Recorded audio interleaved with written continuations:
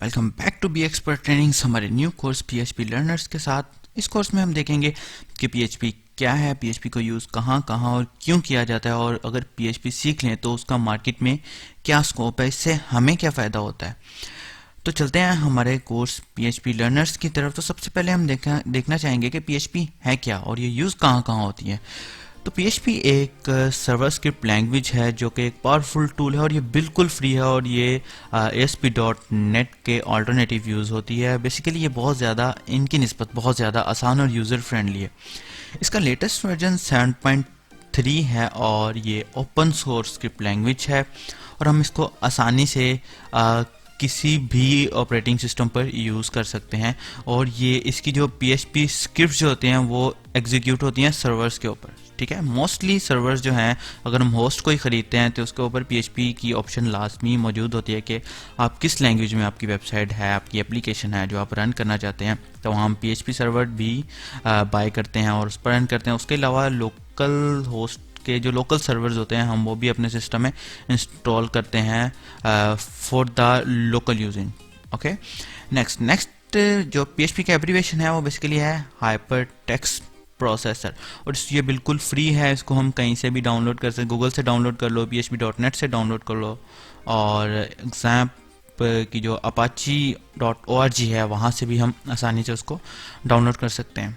Okay, so next हम देखते हैं कि PHP की जो फाइल्स हैं उसकी जो एक्सटेंशन है वो क्या हो सकते हैं। हर फाइल की अपनी अपनी एक्सटेंशंस होती हैं, जैसे C++ की भी अपनी फाइल है, जावास्क्रिप्ट की .js है, वो फाइल हम PHP की क्या एक्सटेंशन होती है।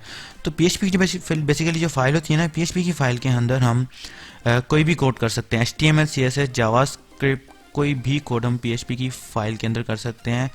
हमारी जो PHP की फाइल की जो एक्सटेंशन है वो .php होनी चाहिए। देन HTML फाइल के अंदर हम PHP नहीं लिख सकते, ना ही जावास्क्रिप्ट फाइल के अंदर लिख सकते हैं, और ना ही CSS फाइल के अंदर लिख सकते हैं।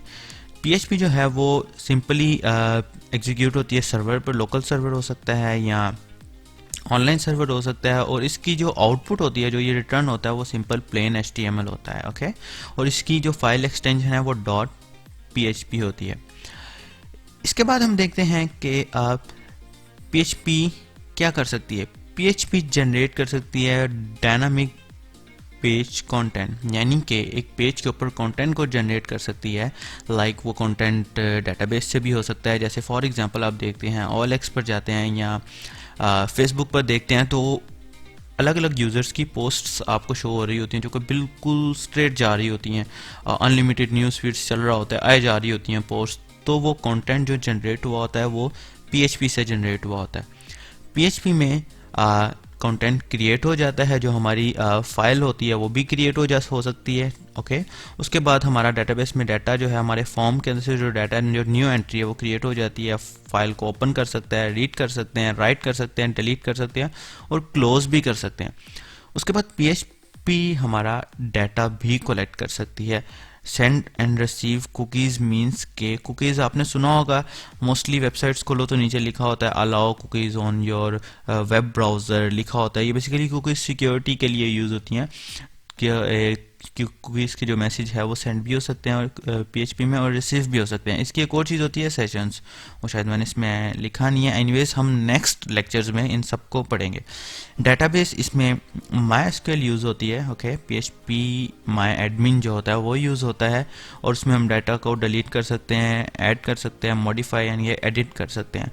और PHP को जो कंट्रोल किया जाता है, जो एक्सेस होता है, वो कंट्रोल यूज़र एक्सेस होता है, जो कि हम अलग लोकल सर्वर्स यूज़ करके डाउनलोड करके उसको यूज़ कर सकते हैं, like exam, vamp, map and so on. Okay, next हम देखते हैं कि PHP हम क्यों यूज़ करें, PHP क्यों यूज़ करें, इसकी जगह हम .NET क्यों नहीं यूज़ करते।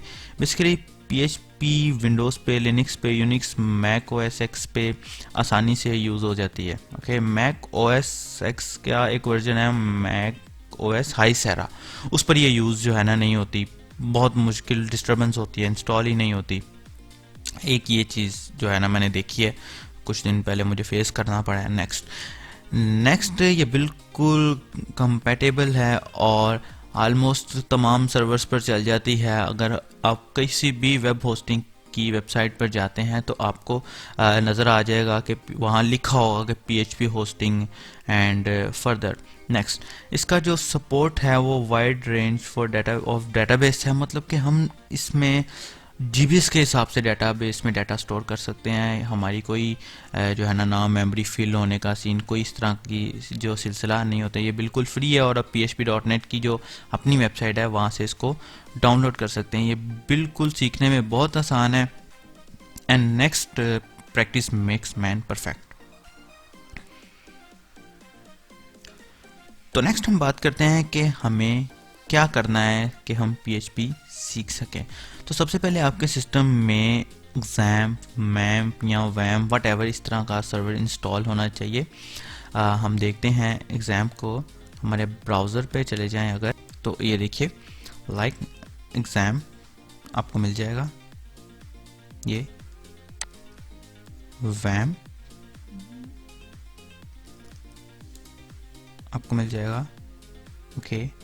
एंड नेक्स्ट एक होता है मैम्प, आई थिंक सो मैम्प ही होता है, मैम्प सर्वर, ओके।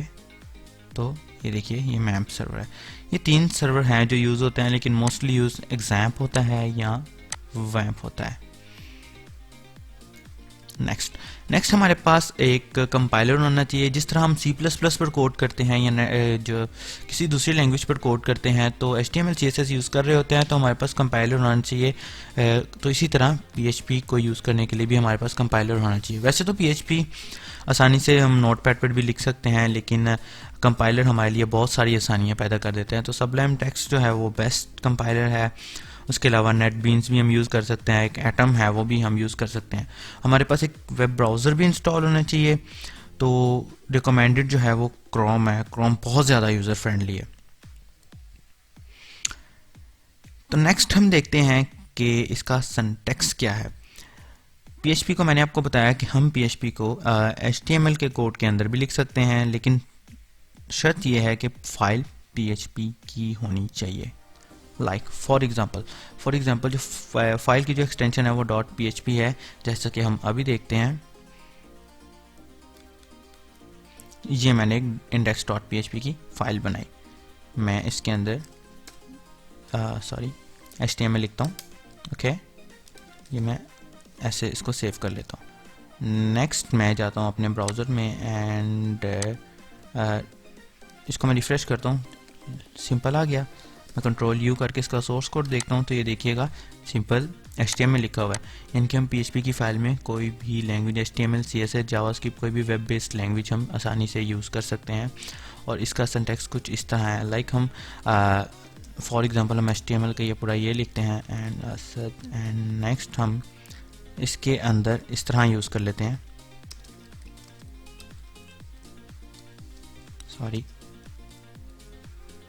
नेक्स्ट एंड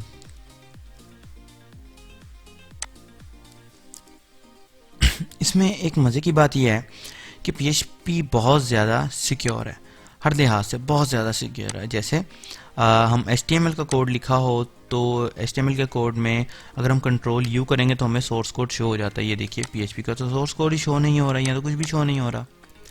इनकी PHP इस लिहाज से बहुत ज़्यादा सिक्योर है, PHP अपने कोड पर एक्सेस नहीं देती ब्राउज़र से। नेक्स्ट हम बात करते हैं यहाँ हमारे इसकी, तो ये है PHP का एक सिंपल सा सिंटैक्स। हम देखते हैं कि एको बेसिकली जैसे हम सी आउट होता है C++ में, इसी तरह system dot out dot print I think so होता है जावा में, इसी तरह PHP में भी एको होता है। और इसमें एक और कमांड होती है, हम नेक्स्ट देखते हैं, उसमें देख लेंगे इंशाल्लाह। सो नेक्स्ट हम देखते हैं कि PHP जब हम यूज़ करते हैं तो इसमें हमें कमेंट्स भी हम देखते हैं। फॉर एग्जांपल जैसे हर लैंग्वेज में अपने कमेंट्स होते हैं, सिंगल लाइन कमेंट्स होते हैं, मल्टीपल लाइन्स कमेंट्स होते हैं। हम बेसिकली सिंगल लाइन कमेंट्स होते हैं जो कि एक ही लाइन में दिए जाते हैं, और मल्टीपल लाइन कमेंट्स होते हैं जो कि हमने एक से ज़्यादा लाइन्स में देने होते हैं। HTML एंड CSS में आपने कमेंट्स देखे होंगे, इस तरह PHP में भी कमेंट्स होते हैं। तो देखते हैं PHP में कमेंट्स हम कैसे दे सकते हैं। तो फॉर एग्जांपल ये HTML में तो आपने देखा कि कमेंट्स हम इस तरह देते हैं,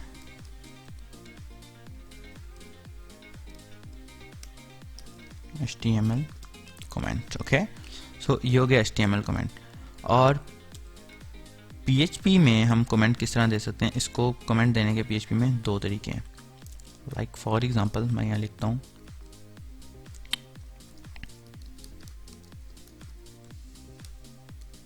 ओके। नेक्स्ट हम यहाँ कमेंट दे देते हैं इट्स एको। एक तो तरीका हो गया ये कमेंट देने का। दूसरा तरीका है ये इट्स एको। ये हो गया सिंगल लाइन्स कमेंट्स देने का तरीका, okay.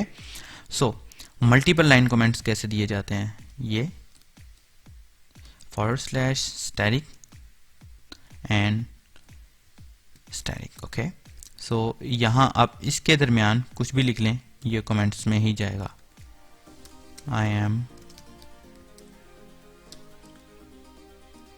Multiple line comment whatever, okay. So ये देखिए ये सारा कमेंट्स में जाएगा। तो ये है सिंगल लाइन कमेंट और ये है multiple line comment. Comment basically instructions होती हैं जो कि हमारे कोड में हम यूज़ करते हैं ताकि कोड जो है वो आसानी से, अगर हमारे अलावा कोई और भी खोलता है तो अंडरस्टैंड कर सके कि इस यहाँ चल के आ रहा है, इसमें ये लूप है या ये इफ़ कंडीशन है, ये किस लिए लगाई हुई है। तो बेसिकली कमेंट जो है एक ऐसा कोड होता है जो कि एग्जीक्यूट तो नहीं होता, लेकिन ये प्रोग्राम का पार्ट होता है और इसको जस्ट दूसरों के पढ़ने के लिए यूज़ किया जाता है। तो नेक्स्ट हम देखते हैं PHP वेरिएबल्स। हर लैंग्वेज में वेरिएबल होते हैं, जिसमें वेरिएबल बेसिकली वेरिएबल क्या होता है कि हम वेरिएबल एक ऐसी चीज़ जिसके अंदर हम वैल्यू को असाइन भी कर सकते हैं और उसमें स्टोर कर सकते हैं और चेंज भी कर सकते हैं। तो वेरिएबल्स जो होते हैं वो ये होते हैं, कांस्टेंट होते हैं और एक वेरिएबल होते हैं। वेरिएबल्स की जो वैल्यू होती है वो चेंजेबल होती है।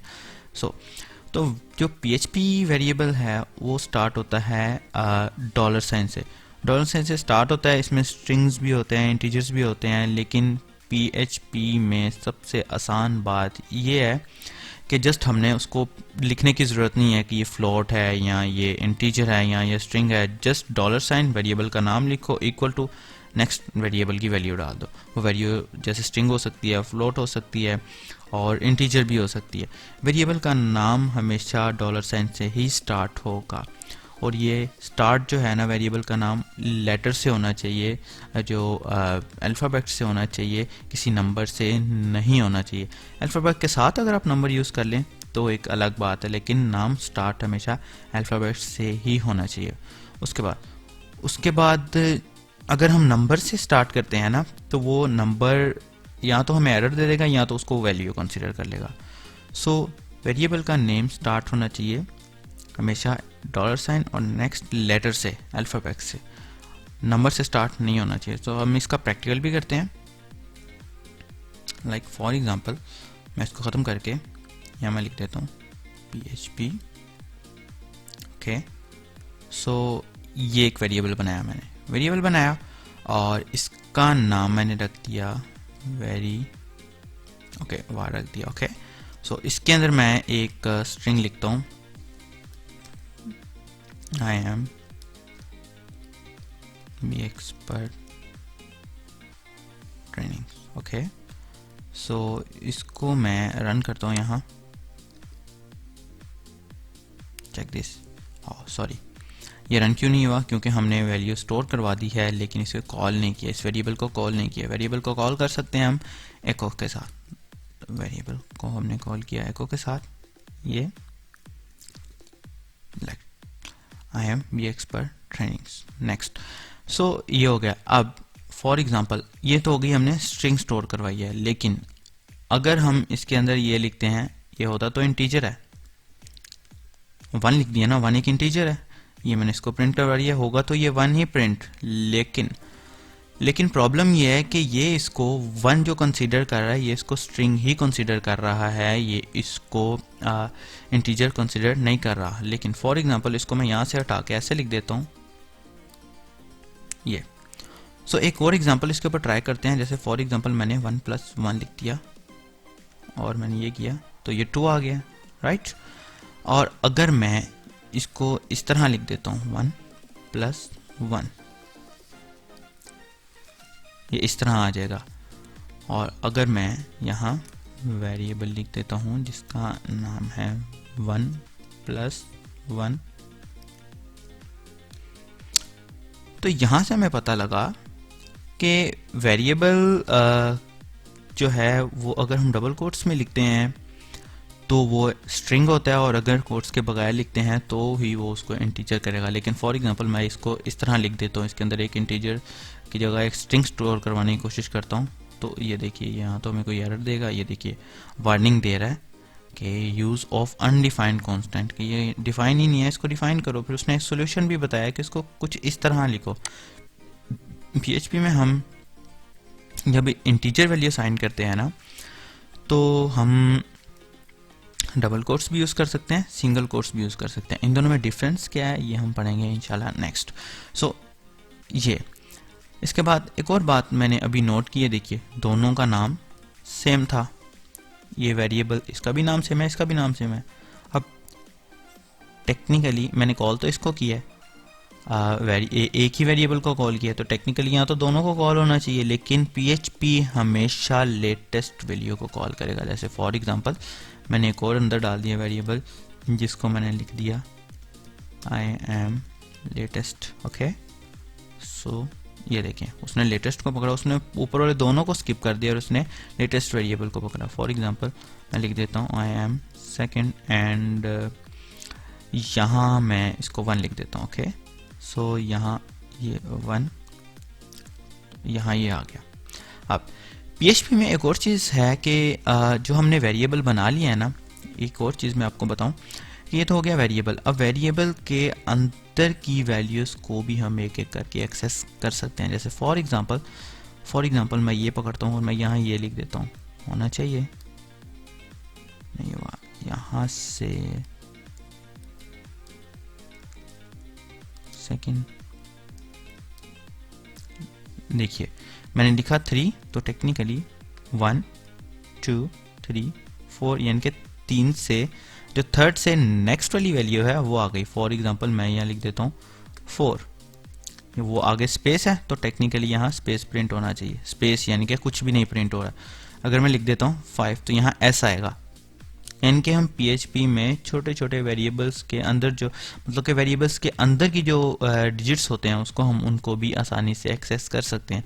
जैसे मैं यहाँ 0 लिखता हूँ तो यहाँ I आ गया, मैं यहाँ 1 लिखता हूँ तो जैसे कि अरे होता है ना बेसिकली, ये 0, ये 1, ये 2, ये 3, ये 4, ये 5, ये 6, ये 7, ये 8, ये 9 और ये 10। जैसे फॉर एग्जांपल मैं यहाँ लिखता हूँ 10, ओके। सो D आ गया।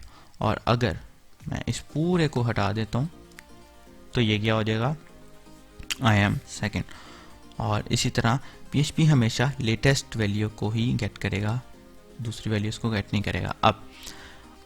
अब यहाँ अगर हम एक कैपिटल में लिख देते हैं और एक स्मॉल में लिख देते हैं, लाइक दिस, फॉर एग्जांपल मैं ये लिखता हूँ आई एम कैपिटल और मैं लिख देता हूँ आई एम स्मॉल, ओके। अब ये देखिएगा, इसको मैंने किया, इसको मैंने एग्जीक्यूट किया, उसने स्मॉल को गेट किया। हालांकि वेरिएबल्स के नाम तो एक हैं, लेकिन वेरिएबल्स के नाम एक हैं लेकिन इनकी कैपिटल और स्मॉल जो है ना ये फ़र्क है। अब फॉर एग्जांपल मैं यहाँ कैपिटल वेरिएबल लिखता हूँ तो आई एम कैपिटल।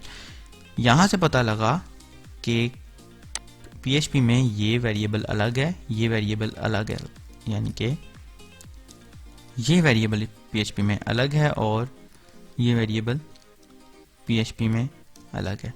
PHP में हमें ज़रूरत नहीं है कि फॉर एग्जांपल जैसे हमें C++ में करना पड़ता है कि हमने इंटीजर स्टोर करवाना है तो हम क्या करें, हम यहाँ इंटीजर लिखें, फिर उसके बाद वेरिएबल लिखें और फिर इसमें वैल्यू स्टोर करवाएं, ओके। फॉर एग्जांपल मैं ये करके देख लेता हूँ, फिर इसमें वैल्यू स्टोर करवाएं। तो अगर हम इसमें ऐसे वैल्यू स्टोर करवाते हैं, इंटीजर है, तो ये देखिए इसने एरर दे दिया कि सिंटैक्स एरर, अनएक्सपेक्टेड दिस, मतलब कि उसने बोला कि इंटीजर क्या कि अनएक्सपेक्टेड है, यानी कि हमें वैल्यू असाइन करते वक्त हमें उसको एक्सप्लेन करने की ज़रूरत नहीं है कि ये कौन सी वैल्यू कौन सी नहीं, पीएचपी खुद ही चेक कर लेता है।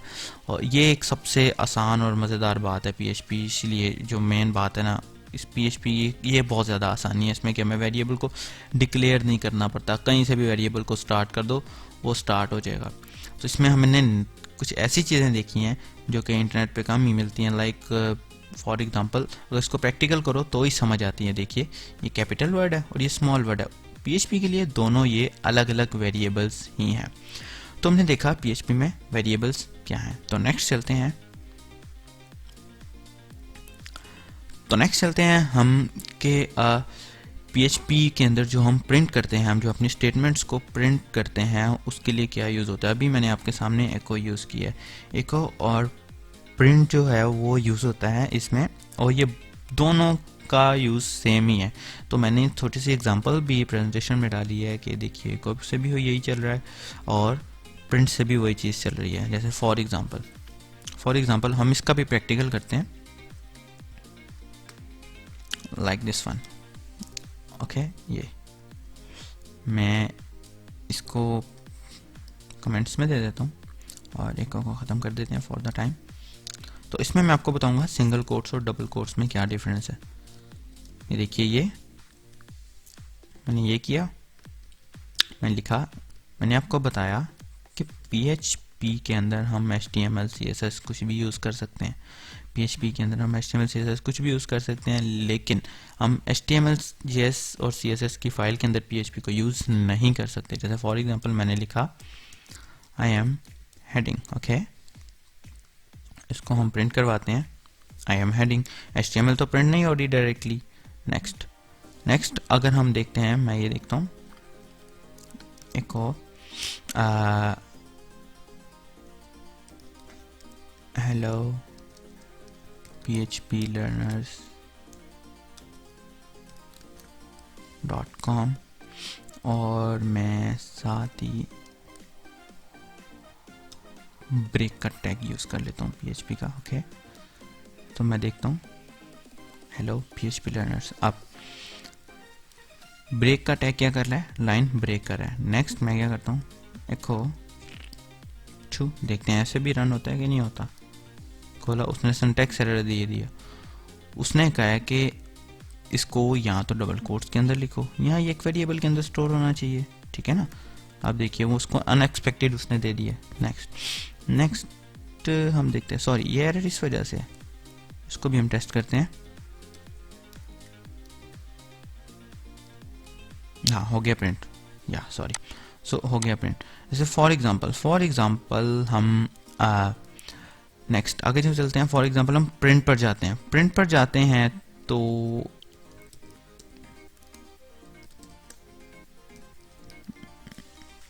इसके अंदर लिखते हैं I am heading by print, okay, I am heading by print, कोई डिफरेंस नहीं है दोनों में। और कुछ भी कर लो, प्रिंट टू 54, प्रिंट टू 54 भी हो गया, सिंपल। यानी कि जैसे हमने वेरिएबल स्टोर करवाया है, वेरिएबल के अंदर वैल्यू स्टोर करवाई कि इंटीजर को हम डबल कोट्स के बगैर भी प्रिंट करवा सकते थे, और इसको स्ट्रिंग को हम आसानी से डबल कोट्स के अंदर भी प्रिंट करवा सकते हैं। वो सिंगल भी हो सकती हैं, वो डबल भी हो सकती हैं। जैसे कि फॉर एग्जांपल दोबारा एक और एग्जांपल देता हूँ, डबल कोट्स की बजाय हम सिंगल कोट्स यूज़ करेंगे, ये भी प्रिंट हो गया, ओके। सो अगर फॉर एग्जांपल मैं इसके साथ ये BR लगा देता हूँ, अब क्या होता है देखते हैं। और देखो उसने लाइन ब्रेक कर दी है, वो आगे चला गया। तो ये हमें पता लगा कि एको और प्रिंट क्यों यूज़ होते हैं, और इन दोनों में डिफरेंस कोई ख़ास नहीं है। नेक्स्ट लेवल पर थोड़ा सा डिफरेंस होता है, थोड़े से एडवांस लेवल पर, तो उसको भी हम स्टडी करेंगे। तो मोस्टली हम एको ही यूज़ करेंगे क्योंकि एको ही प्रोफेशनल लेवल पर यूज़ होता है।